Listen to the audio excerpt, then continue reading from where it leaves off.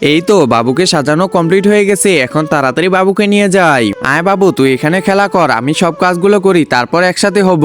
আমি তাড়াতাড়ি গিয়ে কাজগুলো করে নেই, তাড়াতাড়ি কাজগুলো করতে লাগবে। আরে কি ব্যাপার, ছোটু আবার কোথায় গেছে? আরে নিচে এটা কি? আরে নিচে তো দেখি ছোটু, ছোটু তো দেখি এখানেও চলে আসছে। এই যে ছোটু, খিরা নাও, এবার তাড়াতাড়ি ফ্রিজটা খুলি তো। আরে কি ব্যাপার, এখানেও ছোটু চলে আসছে।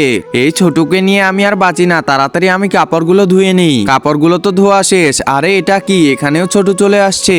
ছোটু তো দেখতেছি আমার পিছুই ছাড়তেছে না, তাড়াতাড়ি কাপড়গুলো লাড়ে দিই। আরে নিচে এটা কি? আরে এখানে আবার ছোটু আসছে। চল ছোটু, আমার সাথে চল, তাড়াতাড়ি করে আমাদের কাজগুলো করতে লাগবে। একজন মা কতটা আপন হয়ে থাকে, যার মানেই তাকে জিজ্ঞাসা করে দেখো। তো দেখা যাক বন্ধুরা, এই মায়ের জন্য কে ভিডিওটিতে লাইক এন্ড সাবস্ক্রাইব করে। আর যারা মাকে ভালোবাসো না, তারা ভিডিওটি থেকে দূরে থাকো।